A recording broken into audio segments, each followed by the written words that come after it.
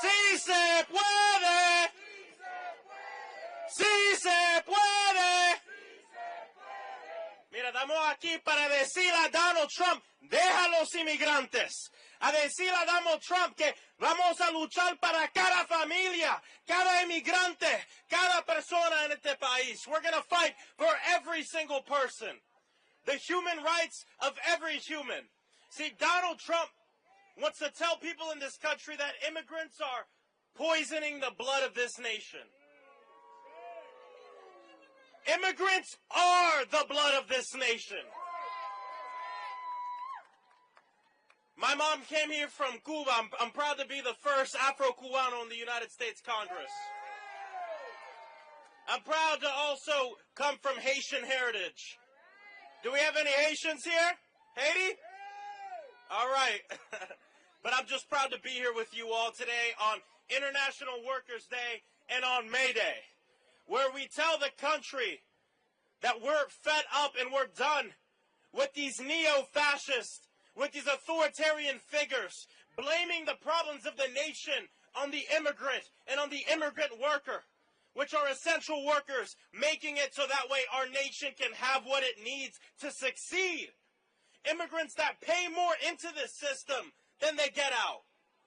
And we're here to tell Donald Trump, no more. We're here to tell Elon Musk, we're not going to have a billionaire takeover of our nation. That we are America. That we're not going to sit by as this authoritarian regime tries to take over and deport people for speaking out against war. Deport people and change their status because they disagree with their speech. This is why I went to El Salvador just a couple weeks ago to fight for the release of Guillermo Abrego Garcia and every other immigrant that is being held in El Salvador. Because the Republicans like to spend a lot of time talking about American exceptionalism, and then they want to take away the one thing that makes America exceptional, which is that the Constitution is not just for citizens. The Constitution is for every person on this soil, on this land. And we also have to be honest, because they're not going for every single immigrant. They're going for immigrants that look a certain way. They're going for immigrants that come from certain places. It's racist. It's white supremacy in the White House. It's white supremacy in the Capitol. But here's what we have to know. They are scared, and they are weak. We have to call them weak, because authoritarians, when they get in power, they're never satisfied with the power they have.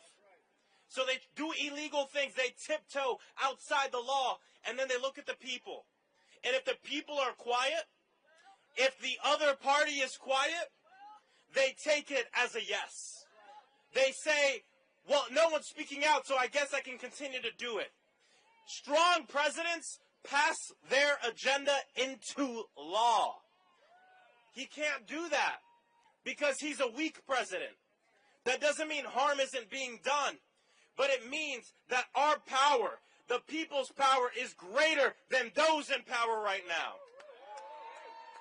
And that's why today is so important, because it's about solidarity. And solidarity without action is just empathy. We don't need empathy right now.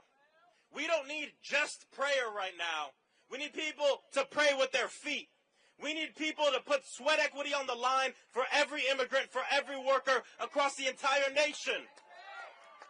From the farm workers in Central Florida, in Apopka, Florida, where I'm from, to all across this nation and to all across this world, because we're all part of the grand mosaic of humanity.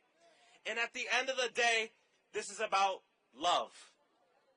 Because if you love somebody, you want them to be safe.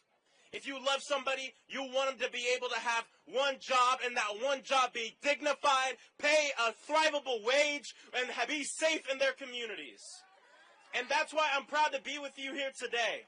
And the last thing I'll say before I leave is this. This is the moment for organizers. This is the moment for politicians to be organizers, to be on the streets with people, and when we're in the institution to say, we're not the minority, we're the opposition. And when you don't have all the power that you want, you use all the power that you got. And as I've traveled this nation, I can tell you, we have a lot of damn power in this moment, and I know that we will win. And the real last thing I'll say, sorry, I'm from the South. The real last thing I'll say is this. We say si se puede, but one of my favorite things is the story of where that comes from. And it didn't just come from a political campaign. For those of you who don't know, Cesar Chavez, Dolores Huerta, a fast for workers' rights, lasting weeks, and some people started to feel doubtful. They said, can we do this? Can we have rights for farm workers in Arizona and across the nation? They came up and they asked, can we do this? I don't think we can do it. No se puede. I don't think it's possible. And Dolores stood straight up and said, in Arizona, si se puede. And today, we say, for in the nation of America, in the United States, si se puede. In Florida, si se puede. Across the country, si se puede. So thank you all so much. God bless you. Let's win. Thank you.